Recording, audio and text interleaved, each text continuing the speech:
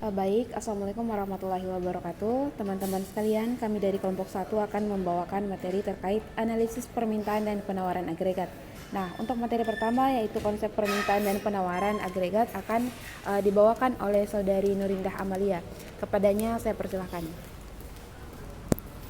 Terima kasih atas kesempatan yang telah diberikan. Baik, saya akan membacakan materi yang pertama, yaitu konsep permintaan dan penawaran agregat. Permintaan agregat sering ditulis AD atau agregat demand adalah jumlah total pembelanjaan oleh rumah tangga, konsumen, perusahaan, dan pemerintah pada berbagai tingkat harga. Penawaran agregat atau agregat supply sering ditulis AS menunjukkan pada total kuantitas barang yang bersedia dihasilkan oleh seluruh produsen dalam suatu perekonomian pada berbagai tingkat harga dalam suatu periode tertentu. Faktor-faktor yang memengaruhi besarnya permintaan agregat adalah tingkat harga dan juga dipengaruhi oleh kebijakan moneter dan fiskal yang dilakukan oleh permintaan. Semakin tinggi tingkat harga maka semakin kecil belanja barang oleh pelaku-pelaku ekonomi, dan sebaliknya jika harga semakin rendah maka belanja barang dan jasa yang dilakukan pelaku-pelaku ekonomi dalam suatu perekonomian akan semakin meningkat. Faktor-faktor yang memengaruhi penawaran agregat adalah tingkat harga, kapasitas produksi suatu perekonomian, dan biaya produksi. Semakin tinggi harga akan mendorong peningkatan jumlah total penawaran barang dan sebaliknya, sebagaimana dalam konsep ekonomi mikro pada perilaku produsen dalam penawaran barang. Sekian dari materi yang saya bawakan, selanjutnya saya serahkan ke moderator. Baik, itulah tadi pembawaan materi dari Saudari Nurindah Amalia. Selanjutnya untuk materi analisis ADAS dan penurunan kurva ISLM akan dibawakan oleh Saudari Nurul Anissa. Kepadanya saya persilahkan. Terima kasih atas kesempatan yang diberikan. Langsung saja saya akan memaparkan materi mengenai analisis ADAS. Keseimbangan pasar terjadi pada perpotongan antara penawaran agregat atau AS dengan permintaan agregat atau AD yang menentukan besarnya jumlah output total dan harga keseimbangan di pasar. Keseimbangan ekonomi makro merupakan gabungan dari semua harga dan jumlah barang di mana semua penjual dan pembeli merasa puas dengan transaksi tersebut. Pergeseran dari kurva AD atau AS akan mengubah titik keseimbangan pasar dan pada akhirnya akan mengubah harga dan output total keseimbangan. Peran pemerintah dalam konteks analisis ADAS adalah bagaimana mengendalikan perekonomian baik dari sisi AD maupun AS. Intervensi pemerintah dari sisi AD misalnya pada saat perekonomian mengalami stagnasi, maka pemerintah menerapkan kebijakan ekonomi ekspansif melalui peningkatan jumlah uang beredar atau JUB dengan menambah belanja pemerintah pada sektor-sektor ekonomi sehingga perekonomian akan terdorong naik. Kebijakan ekonomi ini dilakukan dalam situasi ekonomi yang mengalami banyak pengangguran.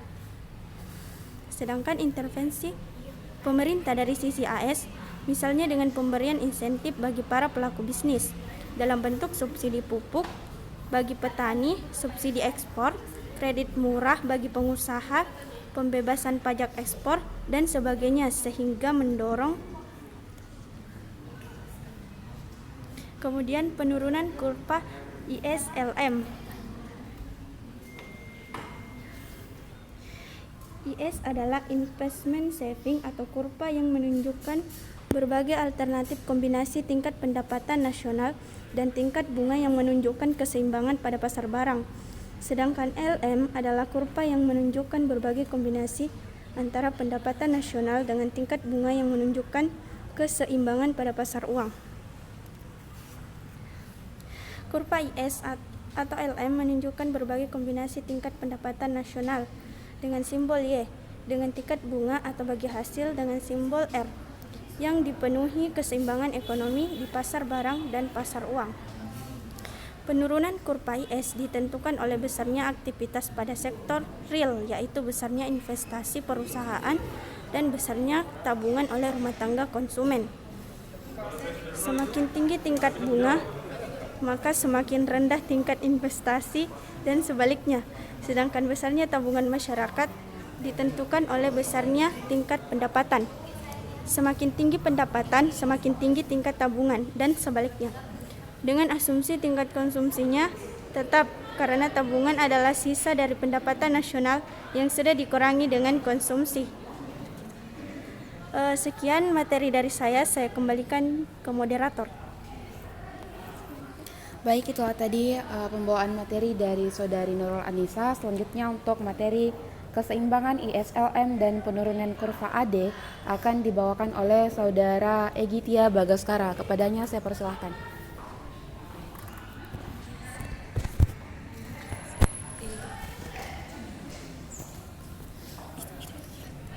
Baik, terima kasih atas kesempatan yang diberikan kepada saya. Saya akan memberikan materi yaitu keseimbangan Islam dan penurunan kurva AD. Kondisi keseimbangan ekonomi yang diharapkan tidak hanya pada pasar uang saja atau pasar barang, tetapi bagaimana keseimbangan ekonomi terjadi pada pasar barang dan pasar uang. Keseimbangan pada pasar uang dan pasar barang menunjukkan kondisi yang ideal, artinya banyaknya jumlah uang beredar atau JUB sesuai dengan jumlah permintaan uang di masyarakat, baik untuk kebutuhan transaksi dan untuk berjaga-jaga. Pada sisi lain, keseimbangan ISLM merupakan bagian untuk menurunkan kurva agregat demand atau ADD, yang menunjukkan total permintaan barang dan jasa dalam suatu perekonomian. Penurunan kurva agregat demand manakala ada kebijakan fiskal ekspansif ditandai dengan perubahan kurva IS, yaitu perubahan pada komponen di pasar barang. Itulah materi yang dapat saya sampaikan. Saya kembalikan kepada moderator. Baik, itulah tadi pembawaan materi dari Saudara Egitya Bagaskara. Selanjutnya yaitu materi analisis pendapatan nasional pada perekonomian dua sektor. Perekonomian dua sektor artinya perekonomian yang terdiri dari dua pelaku ekonomi, yaitu rumah tangga konsumen dan rumah tangga perusahaan yang masing-masing memiliki peran dan kontribusi dalam perekonomian yang sifatnya saling membutuhkan. Rumah tangga konsumen atau household adalah pelaku ekonomi yang aktivitasnya membeli dan memanfaatkan barang dan jasa untuk memenuhi kebutuhan. Sedangkan rumah tangga produsen atau firm adalah pelaku ekonomi yang aktivitasnya memproduksi dan menjual barang dan jasa kepada konsumen untuk mendapatkan keuntungan. Nah, di sini terdapat rumus pendapatan nasional keseimbangan pada perekonomian dua sektor, yaitu Y sama dengan C ditambah I, Y dikurang C sama dengan I, dan S sama dengan 1, di mana Y di sini adalah pendapatan nasional, C adalah pengeluaran untuk konsumsi, S adalah bagian pendapatan yang ditabung, dan I adalah pengeluaran investasi rumah tangga perusahaan. Nah, rumusan di samping ini merupakan artinya ini bahwa pendapatan nasional keseimbangan akan tercapai manakala tabungan atau saving yang keluar dari perekonomian sehingga merupakan kebocoran atau leakage nilainya sama dengan investasi atau investment, yaitu pengeluaran dari rumah tangga perusahaan yang merupakan suntikan atau injection dana dalam perekonomian. Baik teman-teman, itulah tadi pemaparan materi dari kelompok kami. Lebih dan kurangnya mohon dimaafkan. Wallahul muwaffiq ila aqwamit thoriq. Wassalamualaikum warahmatullahi wabarakatuh.